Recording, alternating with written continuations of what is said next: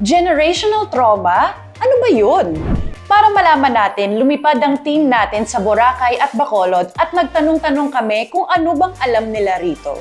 We finally made it here in Boracay, and what we're gonna do is manghihila tayo ng mga madla here and there para tanungin sila ang kanilang mga opinion tungkol sa generational trauma. So let's go. Walang tama o maling sagot dito. Hindi to trick question. Alam niyo ba yung ibig sabihin ng generational trauma? Hindi pa po. Gusto ko yung sagot mo, hindi pa. Haalamin mo. Aalamin Pero pa kayo lang. ba? Hindi rin. Wala kaming any idea. Honest lang na sagot, alam niyo ba yung ibig sabihin ng generational trauma? Hindi po. Any ideas that come to mind? Kung paano disiplinahin sila dati. Tapos napapasa din sa mga anak nila. Ikaw, agree ka ba sa palo? Hindi po. Mas okay na pagsabihan lang. Mahirap siya ha, pero actually maraming dumadanas ngayon ng ganyan, maraming hindi nakakaalam. Oo. It's not something that just comes out of nowhere. It roots from something, and from there, it just festers out. Natututo ako sa anak ko actually kasi nung araw naman hindi yan na-explain. Parang ang superior lang is yung mga magulang natin na sasabihin nila kung ano yung gusto nila yet hindi naggagawa yung gusto natin. Yun yung generation kong naabutan. Oo. Yung uso pa yung palo, hahabulin ka ng walis tambo, papaloy ka ng tsinelas, sinturon. Ay, Diyos ko, naabutan ko lahat yan. Yes! Oh, diba? Hello lovers! We're back for the third season of our Holding Space series. I'm Pia Wurtzbach, and this season we are shaping a safer society with the Visayas. Ayon sa American Psychological Association, ang generational trauma ay nakakaapekto sa mga kamag-anakan ng isang taong may matindi at traumatic na karanasan. Halimbawa nito ay ang mga trauma ng pamilyang naipit sa isang war zone, pamilyang kabilang sa marginalized sector o lumang gawi ng pagdisiplina at marami pang iba. Makakausap natin sa topic na to si Bea Keith Gatus o Keith, only girl sa 5 magkakapatid at siya ay nakaranas ng very traditional way of parental discipline. Pero lahat ng to might be a manifestation of generational trauma. So pag-usapan natin yan. So Keith, kumusta ka naman ngayon? Hi po, and also thank you so much for this opportunity for me to be able to share my experience. I'm okay, and I think I'm doing okay. Medyo intense yung pagdidisiplina sa'yo. Ano ba mga nangyari sa'yo noon? Yeah, so just a disclaimer, this happened before pa, and right now, okay na naman. So, I've experienced almost probably verbal abuse coming from your parents. Sasabihin ka na gusto kitang patayin, parang ganon. Gusto kitang patayin? Actually, that was before. Like, times siya na wooden na table din, parang nahagis rin sa akin noon. And most of this, nangyayari if my papa's drunk. Hindi lang ako actually, yung brothers ko rin. There are times na makikita ko na pinapunch niya, and even my mom. Yung mom mo, ganun din ba yung way of discipline niya sa'yo? At first, hindi ganun yung mama ko. But I think because sa experience na nakuha niya rin kay papa noon, parang na-adapt niya kung sa water, ilulubog ka. Pero, Yung ulo mo? yeah. Kasi ayaw kong maligo, ganon. I must admit, there are times talaga na may mga things akong nagagawa na they're not approving pala. Yun nga, very traditional, very Filipino style. If sumasagot ka, bastos ka. Pag hindi ka sumasagot, ba't di ka nagsasalita? Warang hindi ka mananalo, Hindi, no? saan ako lulugan?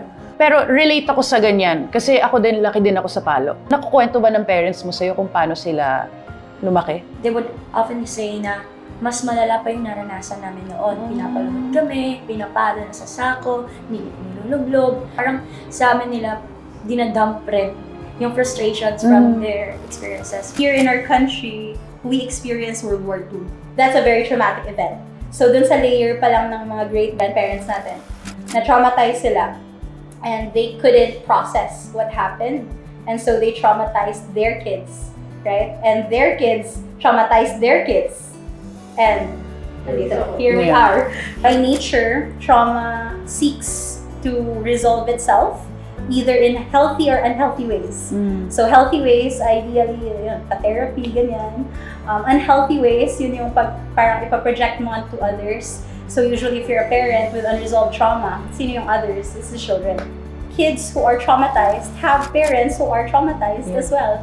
ikaw, per se, wala kang experience na traumatic, pero kasi meron yung family mo ng history ng trauma, ibig sabihin, most likely meron kang namana. That is so interesting. Yes. Like I always thought that trauma is from an Personal. experience, pero hindi yung Namana. namamana. Yes. Oo. Galit ka ba sa kanila? There was a part of me na nagalit talaga ako. Pero kasi ako yung tao na hindi ako marunong magtanim ng galit. So, madali lang akong suyuin, gano'n. Paano nangyari yung light bulb moment na parang wait lang, parang ayoko na ng ganito? Last year, because I started working.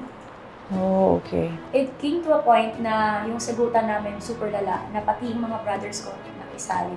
And that was the time that I was able to open up with my friends. You think na when you started working and earning your own money, it empowered you? Yeah, it actually gave me freedom to do things. Looking back now, do you think tama yung ganung pagpapalaki? It may be correct for the others, but for me, it's not. Para sa akin, mas okay yung open communication instead of mga palo and such. Parang it has to stop at some point, Yeah. right? I mean, if you want to have kids, would you apply the same kind of discipline towards your kids? No. Firm no. Because hindi talaga maganda yung outcome. The trauma that it caused me up until now, nandito pa rin. I'll be giving them freedom, especially when they'll reach the point in their age na alam na nila yung mali sa tama. They can make decisions on their own. Okay lang kapag nadapa sila, they can stand naman again. Yeah, Not feeling bad about something doesn't mean you've resolved the that's issue. true. And it's Yeah. especially very clear pag meron ka ng anak. Very triggering. It's very triggering. I hear that a lot. Like, people who tell me na hindi mo alam, pagka nagkaanak ka na lalabas lahat Yes. ng mga naitago mong mga trauma. Yes, exactly. Akala nila okay na sila. Akala nila, like, I'm good, you know, it doesn't really affect me, it doesn't really bug me anymore because there's no trigger. Definitely important to understand that each one is a victim here. They're also a victim of their own circumstance and their own parenting experience. We've all more or less na-experience yung ganong klaseng pamamalo and all of that. But it doesn't mean that it's right, it doesn't mean that it's healthy, it doesn't mean that it's good.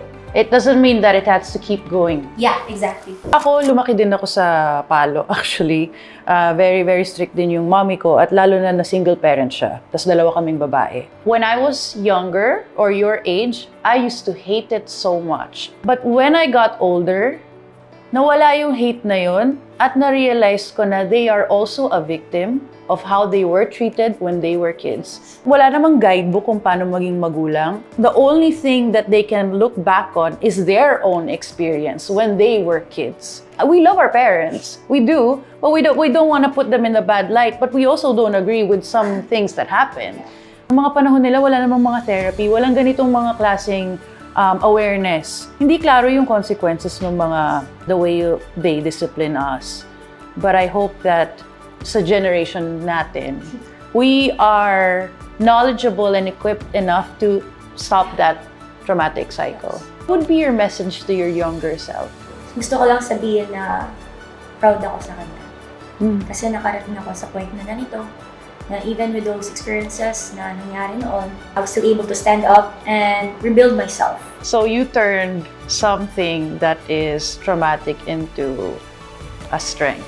Yeah. And that's really admirable. Thank you for sharing your story with us. In some circumstances, generational trauma might have caused how we behave, express, and interact with others. Kaya naman sana maging kind tayo sa isa't isa dahil bawat tao ay may iba't ibang hugot at may iba't ibang traumang pinagdadaanan sa buhay. For those experiencing traumas, let's not be afraid to seek professional help.